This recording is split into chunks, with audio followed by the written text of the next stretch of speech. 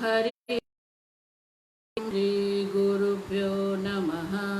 हरिः ओम्। शन्नो मित्रः शं वरुणः शन्नो भवत्वर्यमा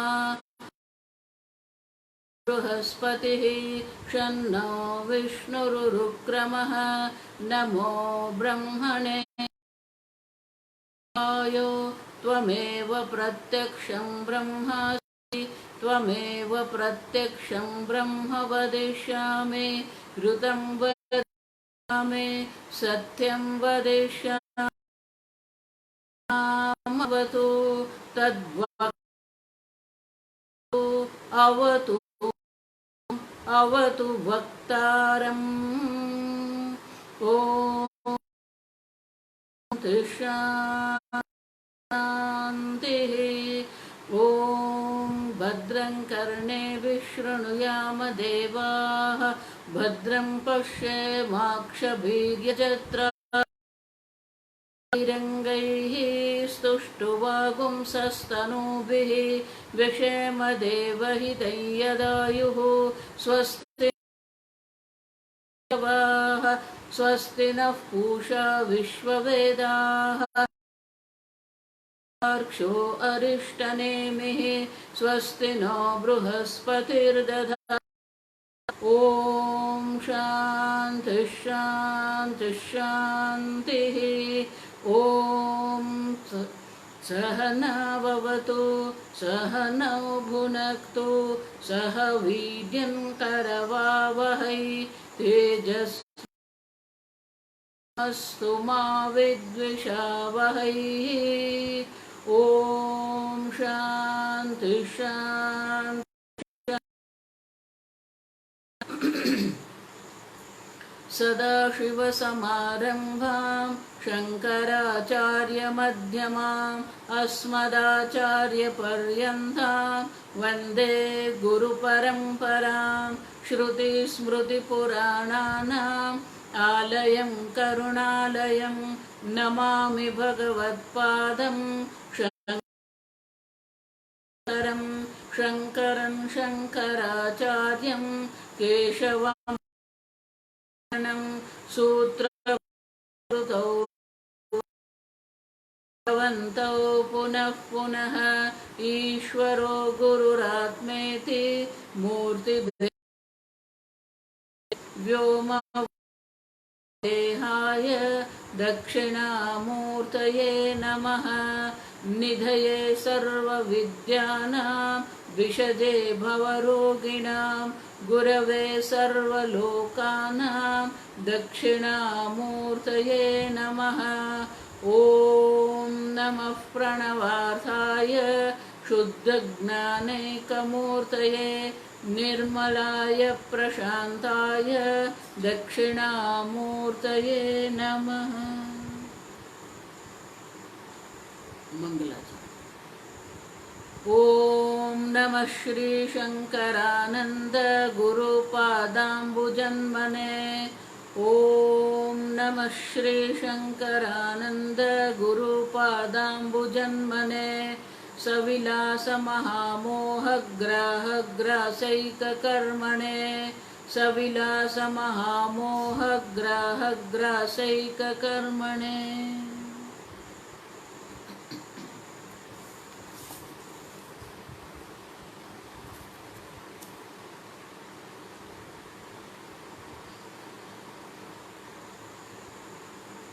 श्लोक नंबर 52। विकल्पतदभावाभ्याम् असंस्पृष्टात्मवस्तुने विकल्पितत्वलक्ष्यत्वाद्यास्तु कल्पिताः सम्बन्धाद्यास्तु कल्पिताः।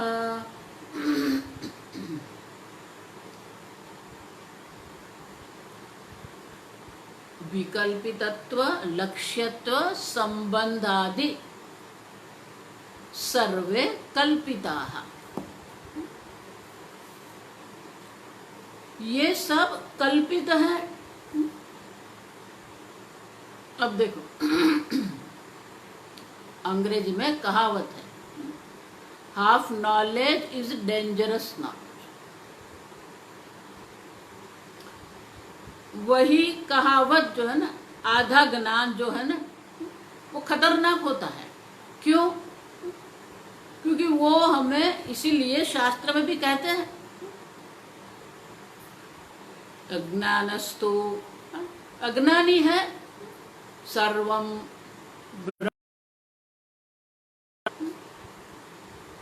स महान निलय जाल नरकेशु।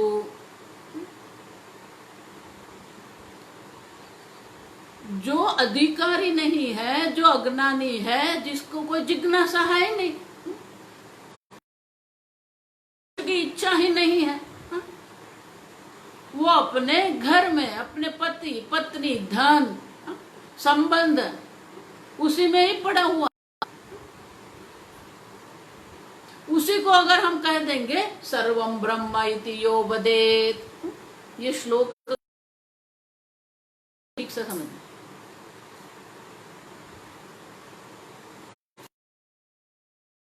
जो अज्ञानी है, जो अश्रद्धालु, कोई श्रद्धा है नहीं उनको,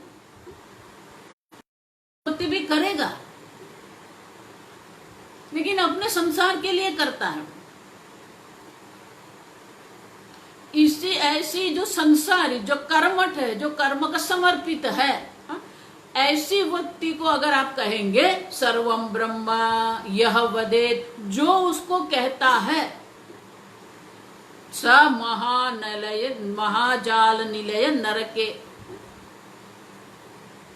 जो कहने वाला है वो महानरक में जाएगा। आप समझो, वो जिसको बोला वो नरक में नहीं जाएगा। क्यों? क्योंकि उनको न तो मोक्ष की इच्छा है, न उनको तत्व ज्ञान की इच्छा है, और उनको हम कहेंगे सर्वम ब्रह्म, और वो क्या करेगा?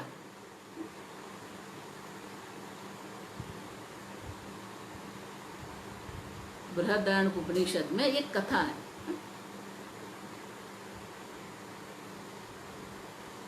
इंद्र स्वर्ग में है, भोग बुद्धि है वहां पर, नरक में दुख की बुद्धि है,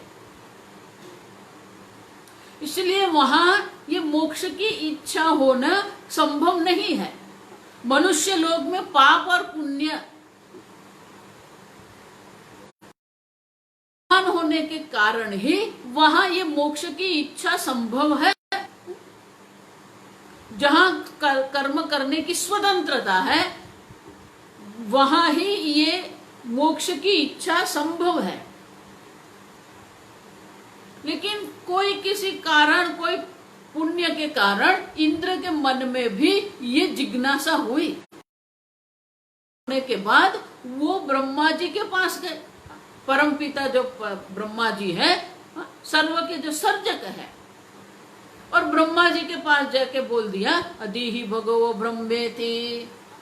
अब ब्रह्मा जी को भी आश्चर्य हुआ कि इंद्र को ब्रह्म ज्ञान प्राप्त करना है। उस वक्त टीवी, न्यूज़पेपर, मोबाइल ये कुछ था नहीं, इंटरनेट, वेबसाइट, न्यूज चैनल ये कुछ नहीं था।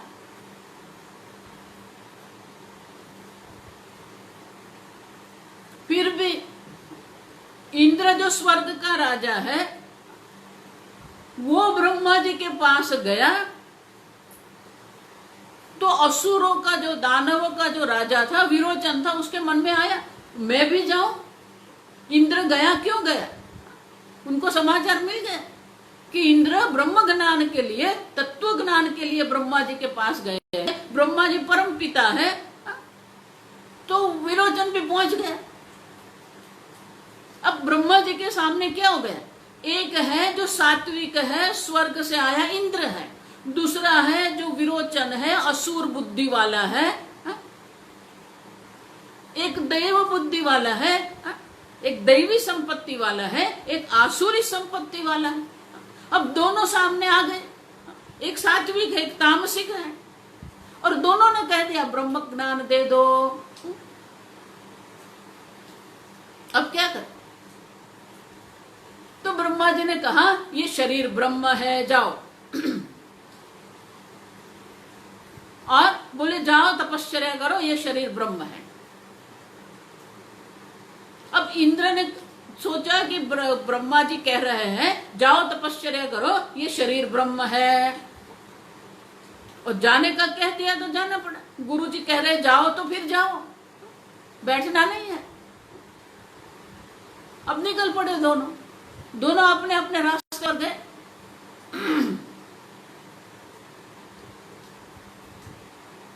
इंद्र जब जा रहा था तो उसने तालाब के पानी में अपने शरीर का प्रतिबिंब देखा।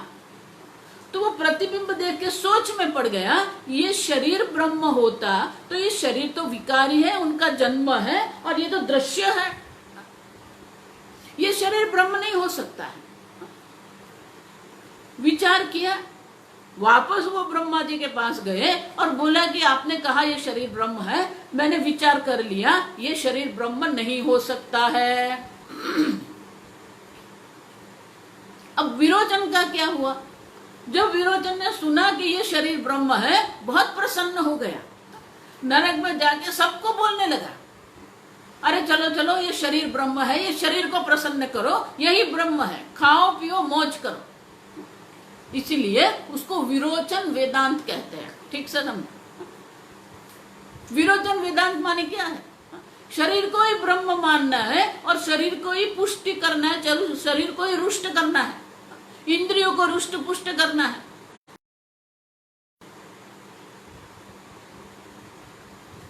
उसी प्रकार से आजकल भी अगर हम किसी को कह दें, किसी को भी बोल दो ये सब ब्रह्म है, अगर उसकी बुद्धि तैयार नहीं है और उनने सुन लिया कि ये ब्रह्म है, तो वो क्या करेगा? अगर उसको बोलेंगे अरे शराब नहीं पीना चाहिए, शराब पीना ठीक नहीं, अरे शराब भी ब्रह्म, ये पीने में क्या है?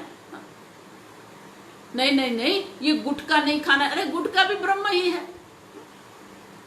मांस मच्छी भी ब्रह्म है, खाने में क्या है? मच्छी भी ब्रह्म ही है। आप समझते? ये विरोचन वेदांत कहते हैं। और इसीलिए कहते हैं अगर जिसकी बुद्धि तैयार नहीं है, उनको अगर आपने कह दिया सर्वम ब्रह्मेति, तो वो तो दुरुपयोग करेगा, उसके समझ में कुछ आएगा नहीं, और जो ज्ञान हमने दिया है वही ज्ञान का दुरुपयोग वो करेगा, ज्यादा अधर्म करेगा, और ज्यादा अधर्म करने के लिए निमित्त आपका उपदेश है। और इसीलिए जो उपदेशक है, जो गुरु है, वो नरक में जाएगा। वो तो नरक में जाने वाला ही है, क्योंकि वो तो अधर्मनिष्ठ है, लेकिन उनके अधर्म की क्रिया को बढ़ावा देने के कारण वो जो उपदेश करता है उसको भी नरक में जाना पड़ेगा। आप समझो, ये आधा आधा नहीं चलता है। तत्वबोध में भी हम देख के गए, साधन चतुष्टय संपन्न अधिकारी भवति।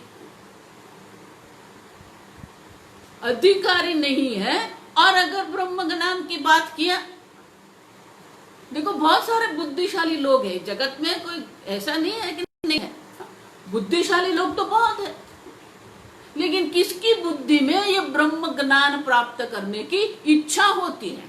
कल हमने कहा अथा तो ब्रह्म जिज्ञासा, वो ब्रह्म जिज्ञासा माने कि वो जानने की इच्छा हमारा कर्तव्य है, लेकिन वो कर्तव्य का पालन कौन करता है? उसी प्रकार से वो इंद्र भी, और इंद्र जब वापस गया तो ब्रह्मा जी ने कहा वाह ये प्राण ब्रह्म है, जाओ तपश्चर्या करो। ऐसे 20-20 साल की तपश्चर्या करने के बाद, और इंद्र के 20 साल वो हमारे 20 साल नहीं होते, आप समझना। मनुष्य वर्ष जिसको हम कहते हैं, वो 12 मनुष्य वर्ष वो एक देव वर्ष होता है। माने 20 साल तुमने किया है तो 240 वर्ष हमारे हुए, और ऐसे 5 बार तपश्चर्या। देखो भृगुवल्ली में भी वही है, वो अपने पिता वरुण जी के पास गया, अन्नम ब्रह्मेति जानात, स तपोतप्यत स तपस्तप्त्वा। भृगु ने भी ये तपश्चर्या की, वापस गया। प्राणम ब्रह्मेति व्यजानात्, प्राण ब्रह्म है। मनो ब्रह्मेति व्यजानात्, विज्ञानम ब्रह्मेति व्यजानात्। तो ये तपश्चर्या भी आवश्यक है, भगवान की भक्ति भी आवश्यक है। इसीलिए अगर किसी के पास ज्ञान नहीं है, जो अपने आप में विचार करने के लिए समर्थ नहीं है, जिसके पास विवेक बुद्धि नहीं है, जिसके पास विचार करने वाली बुद्धि नहीं है, जो कर्मठ है, उनको कभी भी ये सर्व ब्रह्म है कहना नहीं है। उसी प्रकार से ये श्लोक में भी क्या कहा, विकल्पितत्व लक्ष्यत्व संबंधाद्याः। ये विकल्प जो है, विभाग है, भेद बुद्धि जो है, लक्ष्यत्व जो है, लक्ष्यत्व माने कि निर्देश करना, ये इदम जो लक्षण करने योग्य है, लक्ष्यत्व। संबंधादि, नाम है, रूप है, जाति गुण क्रिया संबंध आदि। कल्पिताः, कल्पित है। अब समझो, आपके संबंध भी कल्पित है, आपका शरीर भी कल्पित है। आधा आधा नहीं करना है। कल्पिताः मानी सर्वम, सर्वे अपि एते कल्पिताः। अब समझो, सर्व कल्पित है। अब जब सर्व कल्पित है, ये जगत मिथ्या है, जगत कल्पित है। अगर ये जगत कल्पित है तो वेद भी जगत के अंतर्गत है, गुरु भी जगत के अंतर्गत है, शिष्य भी जगत के अंतर्गत है, आश्रम भी जगत के अंतर्गत है, वैकुंठ लोक भी जगत के अंतर्गत है। समझो, स्वर्ग लोक भी जगत के अंतर्गत, ब्रह्म लोक भी ये जगत के अंतर्गत है। आ ब्रह्म भुवनान लोकान पुनरावर्तिनोति। ब्रह्म लोक से ये लोक पर्यंत सर्व परिवर्तनशील है, सर्व असत है, मिथ्या है। ब्रह्मलोक भी मिथ्या है, ब्रह्मा जी भी मिथ्या है, ब्रह्मा जी ने जो सर्जन बनाया वो भी मिथ्या है, सर्व मिथ्या है। आप देखो, नहीं स्वामिनी जी, ये वेदांत तो मिथ्या नहीं, वेदांत भी मिथ्या है।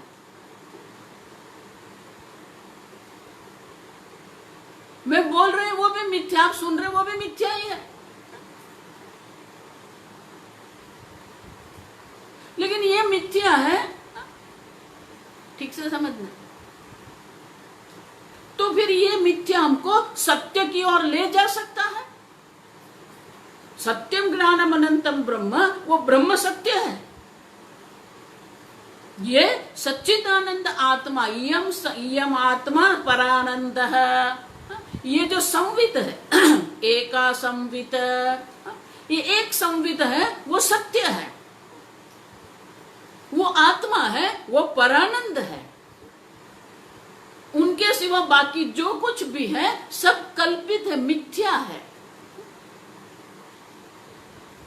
तो ये कल्पित जगत में, ठीक से समझो, कल्पित जगत में कल्पित वेदांत है, कल्पित गुरु शिष्य है। तो ये ब्रह्म ज्ञान हो सकता है, क्योंकि ये तो कल्पित है। कल्पित से हमें ब्रह्म ज्ञान हो सकता है।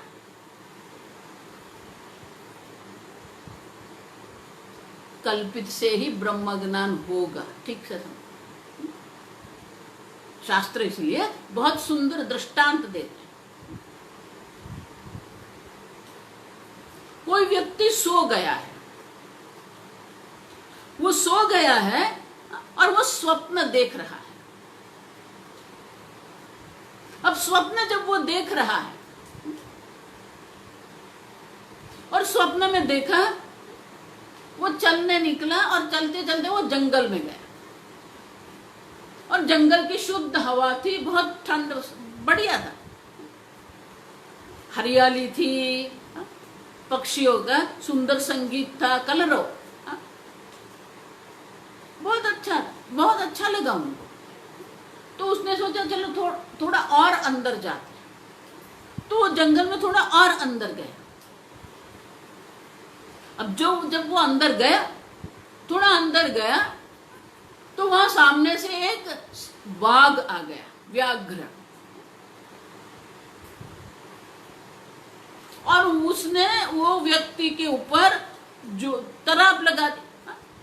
अब जब वो कूदा उनके ऊपर, ये व्यक्ति डर के मारा चीस लगा दी और इतना जोर से चीखा, और फिर वो जाग गया। अब जाग के ये जागृत अवस्था में आ गया।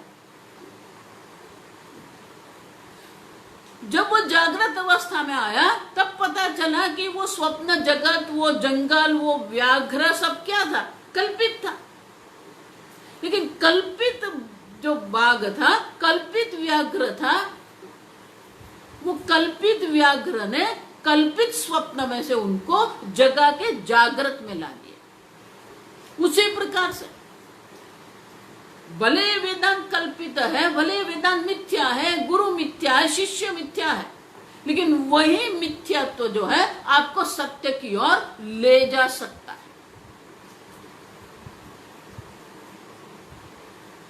तत्र वेदा अवेदा भवन्ति, वेद भी वेद नहीं रहते हैं वहां पर। अब समझो, अंधः अनंधः भवति, जो अंध है वो भी अंधा नहीं रहता है। वेद वेद नहीं है। आप समझो, मुंडक उपनिषद में हम देख के गए, द्वे विद्ये वेदितव्ये पराच अपराच, दो प्रकार की विद्या है, एक परा विद्या है, दूसरी अपरा विद्या है। अपरा विद्या क्या है? ऋग्वेदः, यजुर्वेदः, सामवेदः, अथर्ववेदः, शिक्षा, कल्प, व्याकरण, ज्योतिष, निरुक्त, छंद, चार वेद के 6 अंग वेदांग, और बाकी की जो भी भौतिक शास्त्र कहेंगे, रसायन शास्त्र कहेंगे, ये सब विद्या क्या है? अपरा विद्या है। ऋग्वेद अगर अविद्या है, अपरा विद्या है, यजुर्वेद अपरा विद्या है, सामवेद अपरा विद्या है, तो वेद के अंतर्गत जो उपनिषद है वो भी क्या है? अपरा विद्या है। शब्द राशि जिसको हम कहते हैं, उपनिषद की जो शब्द राशि है वो अविद्या है, अपरा विद्या है। आप समझो, लेकिन वही अपरा विद्या जो है गुरु मुख से जब श्रवण करते हैं, इसीलिए फिर परा विद्या क्या है? यया तदक्षरम अधिगम्यते सा परा, जिसके द्वारा हम पर ब्रह्म को समझ, अक्षर ब्रह्म का जिससे हमें ज्ञान होता है वो परा विद्या है।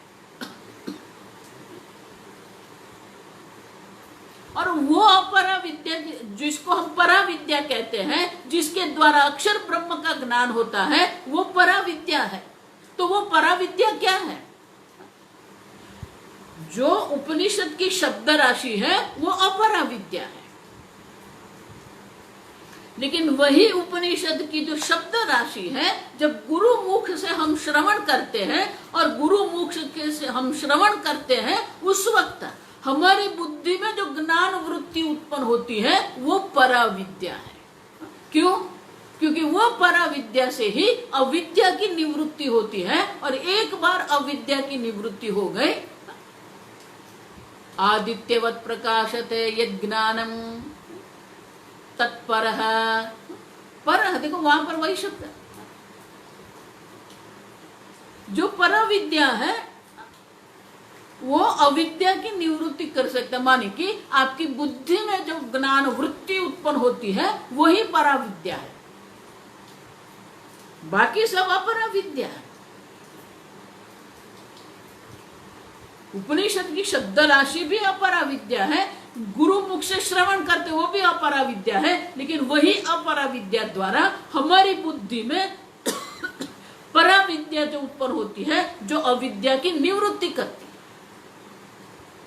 यया तद अक्षरम अधिगम्यते, जिस ज्ञान वृत्ति द्वारा अक्षर ब्रह्म का हमें ज्ञान होता है वो पराविद्या है।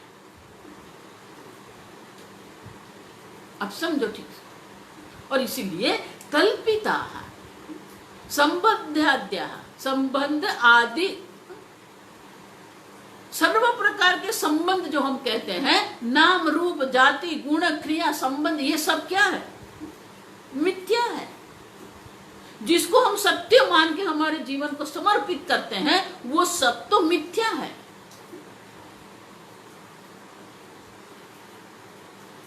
इसीलिए कहते हैं तद विजिज्ञासस्व, वो ब्रह्म है, वो ब्रह्म को जानने की आप इच्छा करो।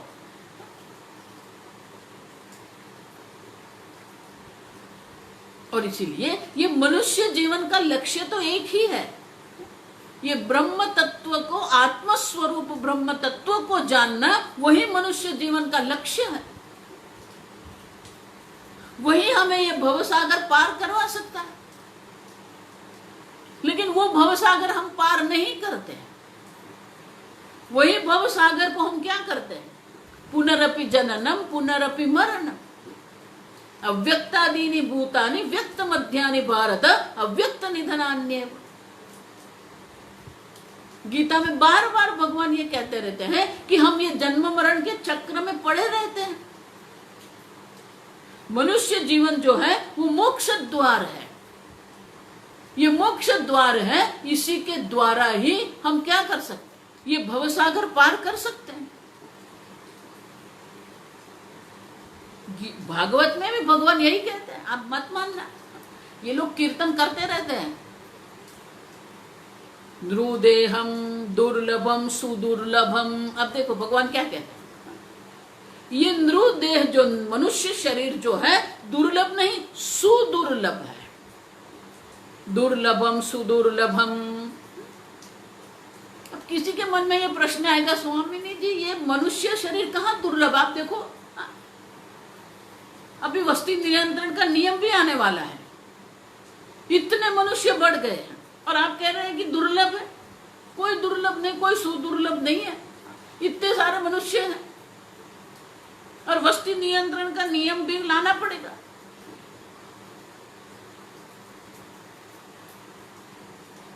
हम सिर्फ मनुष्य को देखते हैं, इसलिए लगता है कि मनुष्य ज्यादा है। लेकिन अगर अन्य सर्व योनियों को देखेंगे तो मनुष्य का जो प्रतिशत है वो कितना है? ये गन्ने की खेती करते हैं तो गन्ने की खेती करने में वो गन्ने के एक एक जो पौधा है वो घास है। आप समझो, गन्ना भी एक प्रकार का बांस ही है, घास ही है वो।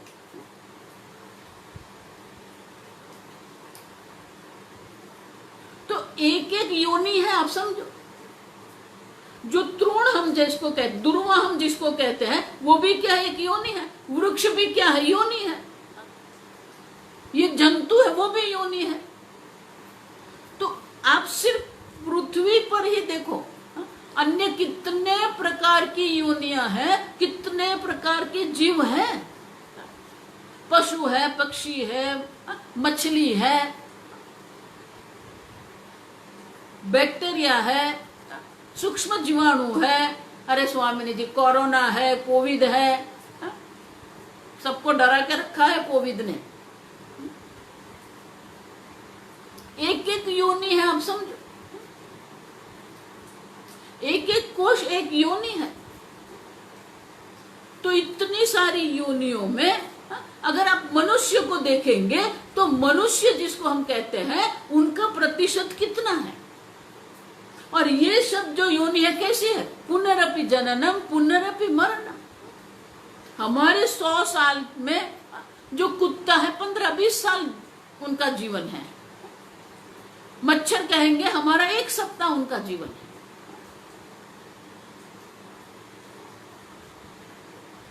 तो ये पृथ्वी पर भी मनुष्य की अगर गिनती करें, प्रतिशत देखने जाए तो कम है। मैं ऐसा नहीं कहती वस्ती नियंत्रण का नियम नहीं लाना है, वो तो लाना ही है, जरूर आवश्यक है वो। और अगर हम और सब लोग है, आगे हम देख के गए 14 लोग हैं, ऊपर 7 है, नीचे 7 है। भूहु भुवः महः जनः तपः सत्य। सत्य माने ब्रह्मलोक। अतल वितल सुतल तलातल महातल रसातल महातल पाताल, ये सब लोक में भी अनेक प्रकार की योनियां हैं। 84 लाख योनि कहते हैं हम। और एक एक योनि में अनेक है। जैसे मनुष्य योनि है, मनुष्य योनि में इतने सारे हैं, वृक्ष योनि में इतने सारे हैं, गन्ने की योनि है उसमें भी इतने सारे। तो वो सब की गिनती करें तो मनुष्य क्या है? दुर्लभम सुदुर्लभम। मनुष्य जीवन प्राप्त करना वो दुर्लभ नहीं, भगवान कहते हैं सुदुर्लभम।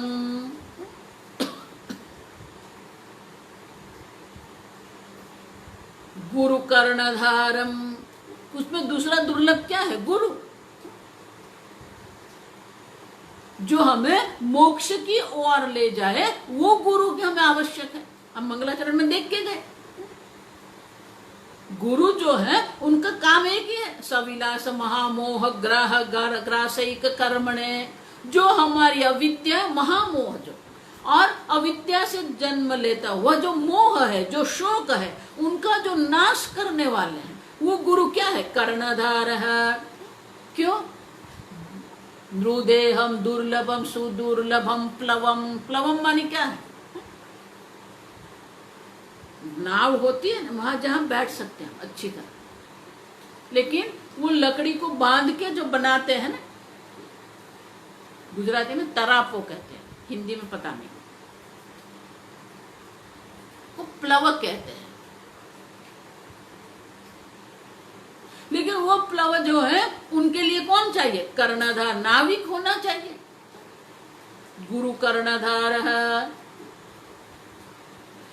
आप पानी में है, नाव में बैठे हैं और नाविक भी है, लेकिन अगर वायु जो है, वायु प्रतिकूल होगा तो आपकी नाव को वो छिन्न भिन्न कर सकता है। इसलिए भगवान कहते हैं कि ये मनुष्य शरीर जो है वो सुदुर्लभ है, गुरु रूपी कर्णधार नाविक भी है। उतना ही नहीं, मया इरीता नभस्वता, मेरे द्वारा मया अनुकूल वायु भी जो नभ में विचरण करता है उसको वायु कहते हैं। भगवान कहते हैं मेरा अनुग्रह जो है वो ही अनुकूल वायु है। माने सुदुर्लभ मनुष्य शरीर है, गुरु कर्णधार है और मेरे द्वारा अनुकूल वायु भी है। पुमान भवाब्धि न तरे, जो मनुष्य ये भवसागर को पार नहीं करता है, भवाब्धि, अब्धि माने सागर, स आत्महा, वो आत्महत्या कर रहा है। और इसीलिए ये मनुष्य शरीर मिला है, शास्त्र है, गुरु है। गुरु कौन, वो भी हम सब देख के गए। श्रोत्रियम ब्रह्मनिष्ठम,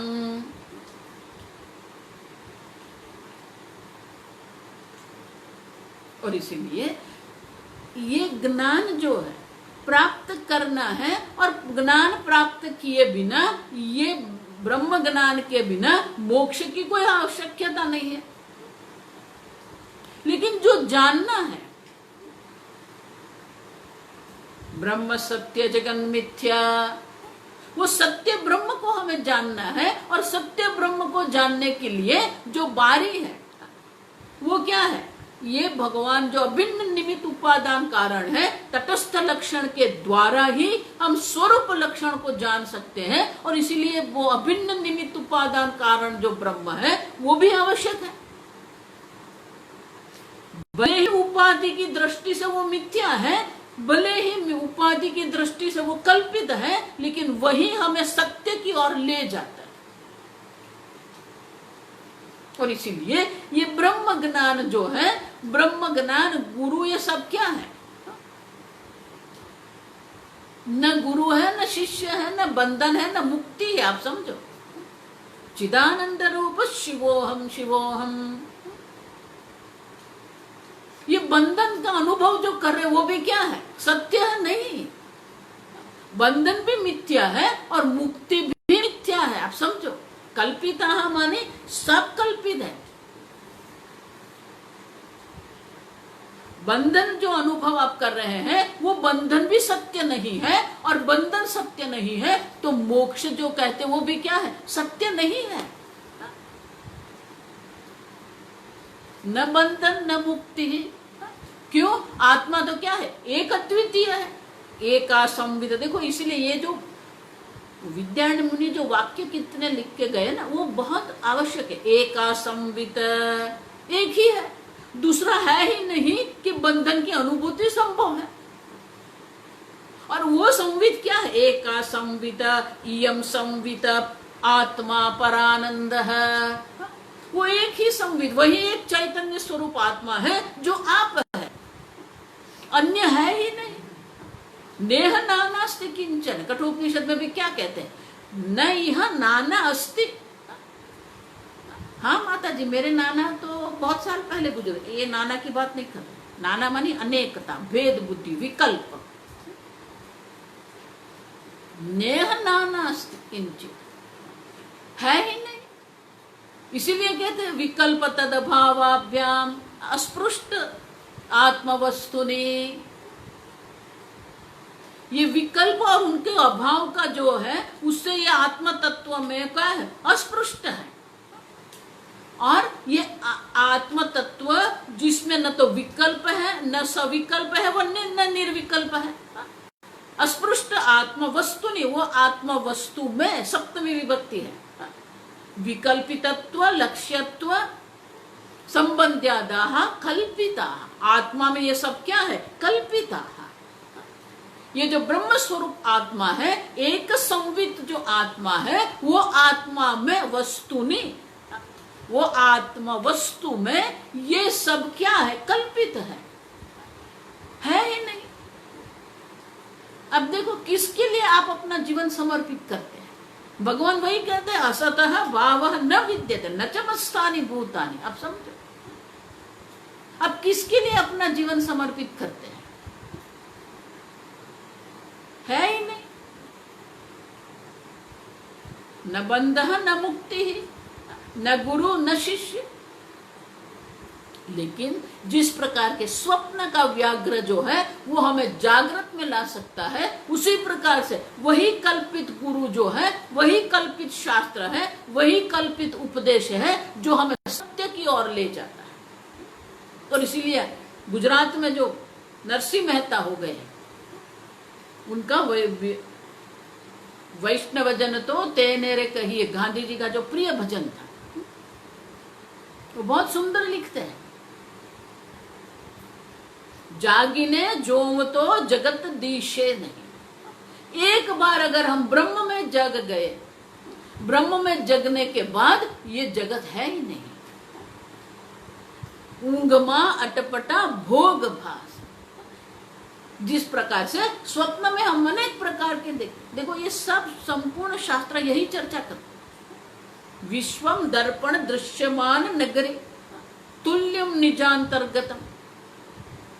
दक्षिणामूर्ति स्तोत्र में भी शंकराचार्य जी यही कहते हैं। जो दर्पण में नगरी दिख रही है, वो दर्पण में दिखती हुई नगरी कल्पित है। उसी प्रकार से ये आत्मा में ये सब दिख रहा है, लेकिन वो आत्मा में जो भी दिख रहा है वो सब कल्पित है।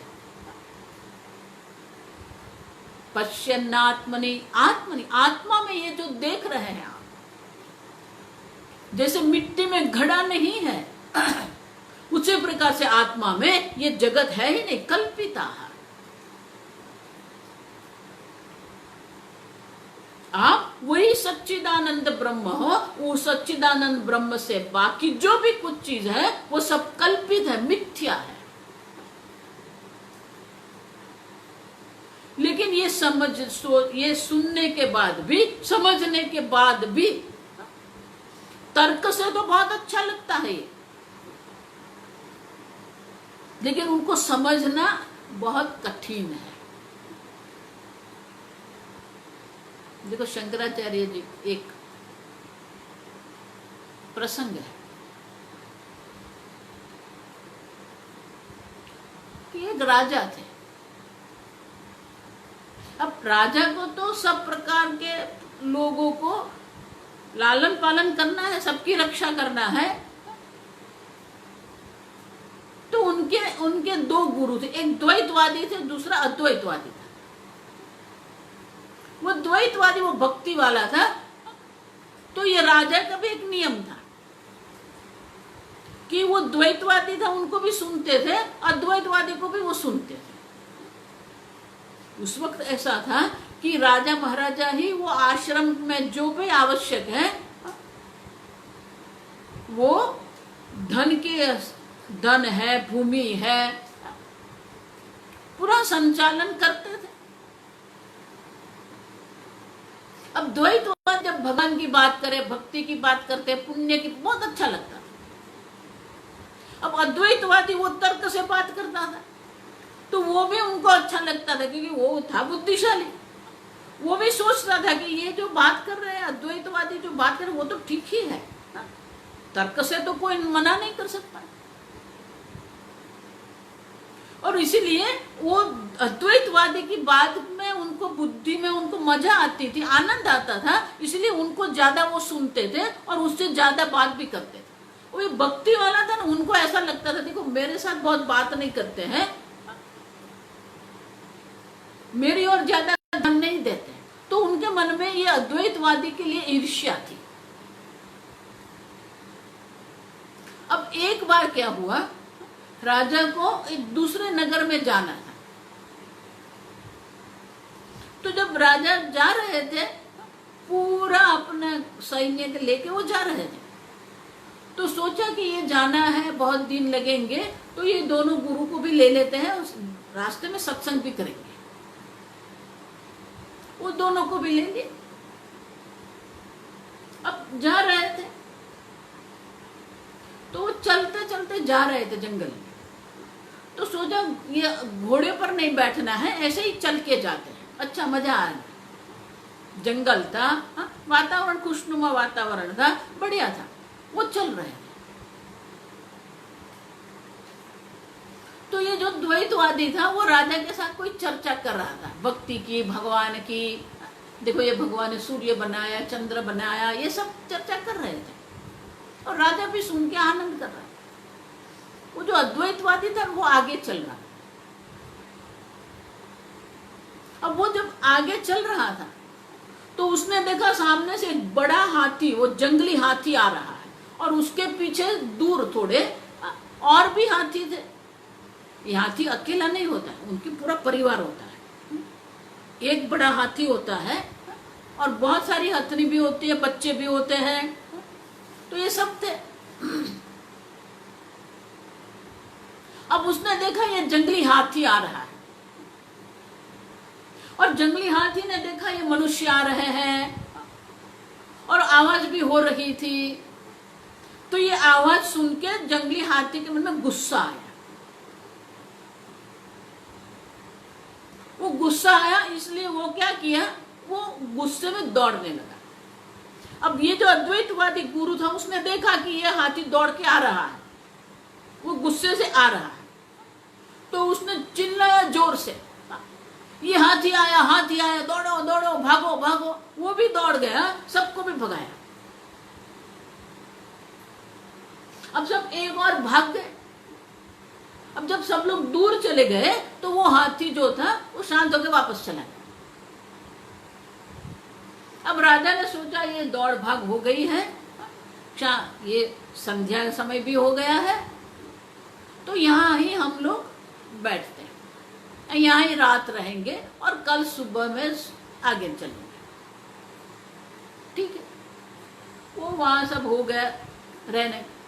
अब वो जो द्वैतवादी था ना, उसको एक मौका मिल गया।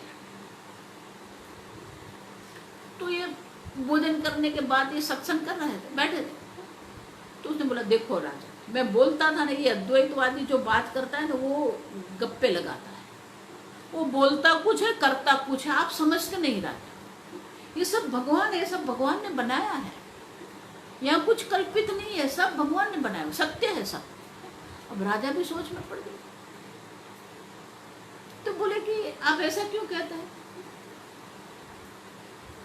बोलो, अगर ये कह रहा है कि सब कल्पित है, तो वो जो हाथी था वो हाथी कल्पित था कि नहीं? राजा ने बोला हाँ वो भी तो कल्पित था। अब वो कल्पित था तो दौड़ा क्यों वो?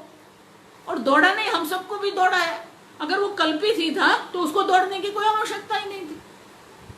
अब राजा ने सोचा कि बात तो सही है, अगर वो हाथी कल्पित था, वो तो बोल रहा है सब कल्पित है कल्पित है, तो हाथी भी कल्पित था, वो दौड़ने की क्या आवश्यकता थी उसको?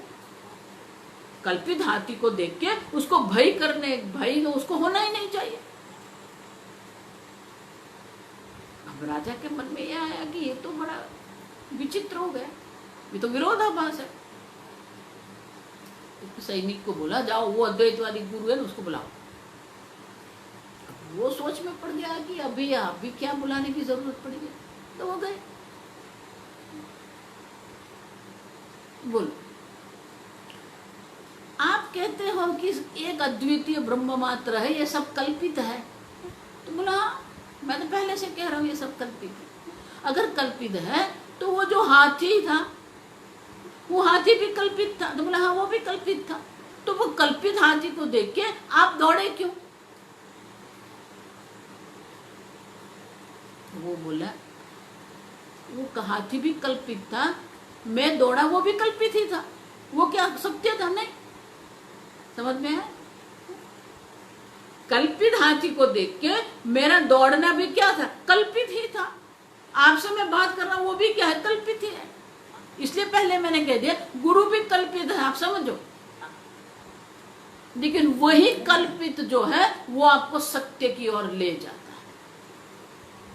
और इसीलिए संबंध आद्याः संबंधाद्याः कल्पिताः, सब कल्पित है। लेकिन जैसे वो कल्पित व्याघ्र हमें जागृत में ला सकता है, उसी प्रकार से ये जो कल्पित उपनिषद है, ये जो कल्पित वेदांत है, ये जो कल्पित गुरु है, वो आपको सत्य और ले जा सकता है। वो स्वामी जी सब ठीक है, लेकिन फिर भी समझ में नहीं आ रहा।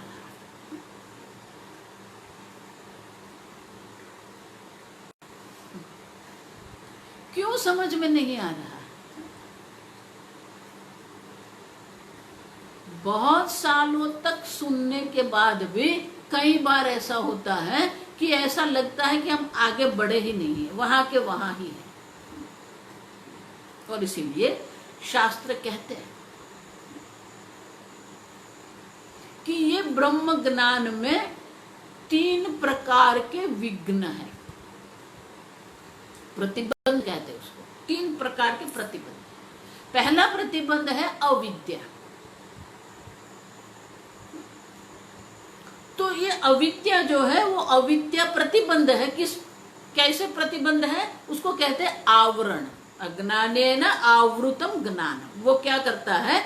आवृत। अज्ञान क्या है? आवरण करता है, और इसीलिए आवरण उसको कहते हैं। तो शास्त्र में 3 प्रकार के विघ्न दर्शाए हैं।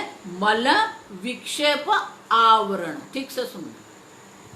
मल मानी हमारी बुद्धि में जो मलिनता है, ज्ञान बुद्धि में ही होना है, ज्ञान मन में ही होना। मनसा एव इदम आप्तव्यम। मन के द्वारा ही उनको समझना है। लेकिन अगर मन हमारा मलिन है, और मलिनता क्या है? राग द्वेष जो हमारे मन की मलिनता है, उनके कारण क्या होता है? ये ब्रह्म ज्ञान नहीं होता है। जैसे मलिन जल है, मलिन जल में सूर्य का प्रतिबिंब मलिन होता है, उसी प्रकार से हम अगर हमारी बुद्धि मलिन है तो मलिन बुद्धि में ब्रह्म ज्ञान नहीं होता। इतना ही नहीं, अगर वो पानी शुद्ध है, निर्मल है, लेकिन वो पानी हिल रहा है, जिस बर्तन में हमने पानी भर के रखा है वो बर्तन हिल रहा है, अगर बर्तन हिल रहा है वो पानी भी हिलेगा, पानी में तरंग होंगे। तो जो शुद्ध जल है लेकिन विक्षिप्त है, तो भी हमें सूर्य का प्रतिबिंब नहीं दिखता है, उसी प्रकार से अगर हमारी बुद्धि शुद्ध भी है, सात्विक भी है, लेकिन अगर मन में विक्षेप है तो विक्षेप के कारण भी हमें वो ब्रह्म ज्ञान नहीं हो सकता। और इसलिए मल विक्षेप आवरण, आवरण मानी अविद्या, ब्रह्म ज्ञान में ये 3 प्रकार का प्रतिबंध है। और इसीलिए आप देखो वेद भी ये 3 प्रकार से काम करते हैं। कर्म कांड है वो हमारे मलिनता की निवृत्ति के लिए है, हमारे बुद्धि में जो अशुद्धि है वो अशुद्धि की निवृत्ति के लिए। निष्काम भाव से जब हम कर्म करेंगे, सकाम भाव से नहीं, निष्काम भाव से जब हम कर्म करते हैं तो वो निष्काम भाव से करे हुए कर्म के द्वारा हमारी बुद्धि शुद्ध होती है। गीता में भगवान यही कहते हैं, कायेन मनसा केवल इंद्रियैहि बुद्ध्या योगिनः कर्म कुर्वन्ति संगम त्यक्त्वा आत्मशुद्धये। ये जो योगी है, ये जो कर्म योगी है, वो कर्म कर रहा है, कर्म का त्याग नहीं किया है। काया माने कि काया से भी वो कर्म कर रहा है, इंद्रिय से भी कर्म कर रहा है, बुद्धि से, मन से भी वो कर्म कर रहा है। लेकिन वो कर्म करने के प्रयोजन क्या है? आत्मशुद्धये, अंतःकरण शुद्धि के लिए वो कर्तव्य कर्म का पालन कर रहा है, स्वधर्म पालन कर। क्यों? क्योंकि निष्काम भाव से जब हम कर्म करते हैं तो वो कर्म योग बन जाता है। कर्म में ईश्वर अर्पण बुद्धि है और कर्म फल में प्रसाद बुद्धि है। और इस प्रकार जब हम ईश्वर अर्पण बुद्धि से कर्म करते हैं और जो कर्म फल हमें प्राप्त हो रहा है उसमें हम प्रसाद बुद्धि करते हैं तो हमारी बुद्धि शुद्ध होती है। और इसीलिए भगवान भी कहते हैं कि निष्काम भाव से संगम त्यक्त्वा, निष्काम भाव से माने क्या है? संगम, आसक्ति का, न तो कर्मों में आसक्ति है न कर्म फल में आसक्ति है, क्योंकि कर्म का अध्यक्ष भी परमात्मा है, कर्म फल दाता भी परमात्मा है। और इसीलिए कर्माध्यक्ष परमात्मा को पहचान के, कर्म फल दाता परमात्मा को पहचान के कर्म और कर्म फल में आसक्ति का त्याग करके संगम त्यक्त्वा, जब वो कर्म करते हैं तो उनके अंतःकरण की शुद्धि होती है। जो कर्म हमें जन्म मरण दे सकता है वही कर्म हमें अंतःकरण शुद्धि भी दे सकता है। माने ये जो कर्म कांड जो है वो अंतःकरण शुद्धि के लिए, उसी प्रकार से विक्षेप की निवृत्ति के लिए ध्यान है, उसी को उपासना कांड कहते। शास्त्र में अनेक प्रकार की उपासनाएं, ध्यान दर्शाए। विराट परमात्मा की उपासना है, हिरण्य गर्भ की उपासना है, अनेक प्रकार की उपासना, ओमकार की उपासना है। ये सब प्रकार की जो उपासनाएं हैं वो हमारे मन के विक्षेप की निवृत्ति करते हैं, हमारे मन को शांत करती है। और इसीलिए कर्म के द्वारा मल की निवृत्ति होती है, ध्यान के द्वारा, उपासना के द्वारा विक्षेप की निवृत्ति होती है, और शास्त्र श्रवण द्वारा अविद्या की आवरण की निवृत्ति होती है। और इसीलिए ये संपूर्ण वेद आवश्यक है। आप समझ रहे, मात्र वेदांत से ज्ञान नहीं होगा, कर्तव्य कर्म का पालन भी करना है, ईश्वर की उपासना, ईश्वर का ध्यान भी करना है, ईश्वर की भक्ति भी करना है, और उपदेश का भी श्रवण करना है। शास्त्र, मात्र शास्त्र श्रवण से ज्ञान नहीं होता है। बहुत सारे लोग को मैं जानती हूँ जो वर्षों से वेदांत श्रवण कर रहे हैं, लेकिन जीवन में न तो भक्ति है, न तो कर्म योग है, न तो ईश्वर की पहचान है। जब तक आप ईश्वर अर्पण बुद्धि नहीं बनाते हैं, जब तक आप प्रसाद बुद्धि नहीं बनाते हैं, तब तक आपके अंतःकरण की शुद्धि नहीं होगी। तर्क से, बुद्धि से आपको बहुत अच्छा लगेगा वेदांत, लेकिन ये ब्रह्म ज्ञान की प्राप्ति तब होती है जब ये मल और विक्षेप की निवृत्ति होती है। और इसीलिए शास्त्र श्रवण के साथ साथ भक्ति भी आवश्यक है, कर्तव्य पालन भी आवश्यक है। भगवान ने हमें जिस प्रकार का जीवन दिया है, जिस प्रकार का प्रारब्ध दिया है, जो हमने, जो देश, जो काल, जो संबंध, जो माता पिता, सब जो है, स्वामी जी बहुत सुंदर कहते हैं। स्वामी जी हमको 5-6 महीने तक ध्यान करवाया स्वामी जी ने, अस्वीकार, एक्सेप्टेंस मेडिटेशन। हमारे मन में इतने सारे अस्वीकार हुआ, इतने सारे अस्वीकार है, इतना सारा संघर्ष है कि हमारा मन शांत रह नहीं सकता है। सतत हम संघर्ष कर रहे हैं, हमारे शरीर के साथ भी संघर्ष कर रहे हैं, हमारे माता पिता के साथ भी हम संघर्ष कर रहे हैं, हमारे देश काल के साथ भी हम संघर्ष कर रहे हैं। उसको अंग्रेजी का वाई मी उसको कहते हैं, और हिंदी में कहते हैं मेरे साथ ही ऐसा क्यों होता है। तो ये संघर्ष जब तक शांत नहीं होगा, मन में से अस्वीकार, देखो इसलिए नहीं, आप जहां है वहां रहकर ही आप ज्ञान प्राप्त कर सकते हैं। अगर आप सोचते हैं कि मैं स्थान बदल दूं, स्थान बदलने से ज्ञान होगा, ऐसा मत मान। आपको भगवान ने जो प्रारब्ध से, आपके ही प्रारब्ध से भगवान ने आपको जो प्रारब्ध बना के दिया है वो स्वीकार करो। हमारे मन में बहुत सारा अस्वीकार है, और इसीलिए स्वामी जी हमको ध्यान करवाते, एक्सेप्टेंस मेडिटेशन उसको कहते हैं। हमारा विरोध तो ही बाल से शुरू होता है, मेरे बाल क्यों सफेद है, मेरी आंख ऐसी क्यों है, मेरा नाक ऐसा क्यों है। स्वीकार, टोटल एक्सेप्टेंस होना चाहिए, तभी हमारी भक्ति है, वही भक्ति पूर्ण है। जाही विधि राखे राम, ताही विधि रहिए, सीताराम सीताराम सीताराम कहिए। अब देख ये भक्ति यही है, जहां है जैसे है आप स्वीकार करो। परिवर्तन अगर आप समझते हैं कि परिवर्तन के द्वारा मुझे हो जाएगा, कुछ नहीं होगा। और इसीलिए मन विक्षेप की जब तक निवृत्ति नहीं होती है, तब तक जितना भी आप वेदांत श्रवण करो वो निष्फल रहता है। और इसीलिए मल विक्षेप की निवृत्ति भी आवश्यक है, कर्म योग भी आवश्यक है, भक्ति योग भी आवश्यक है, योग भी आवश्यक है, योगासन भी करना है, सब आवश्यक है। आप समझो, ब्रह्म ज्ञान प्राप्त करना है, श्रवण मात्र से आपको ब्रह्म ज्ञान नहीं होगा। ये मल और विक्षेप की निवृत्ति करना है। मल विक्षेप की एक बार निवृत्ति हो गई, भगवान वही कहते हैं,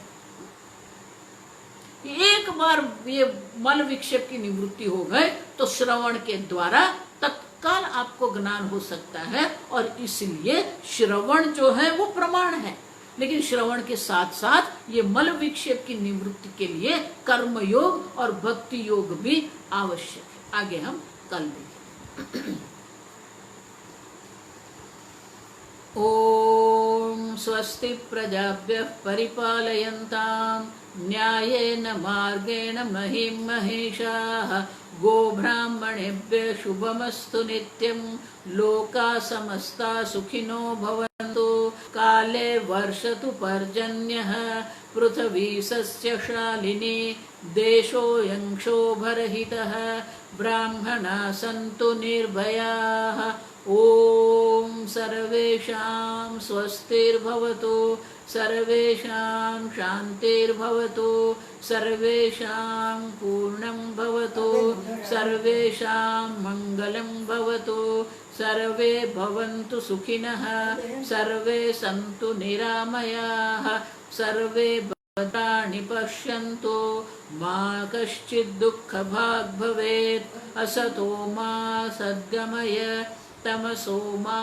ज्योतिर्गमय मृत्युर्मा अमृतंगमय ओम पूर्णमदः पूर्णमिदं पूर्णात् पूर्णमुदच्यते पूर्णस्य पूर्णमादाय पूर्णमेवावशिष्यते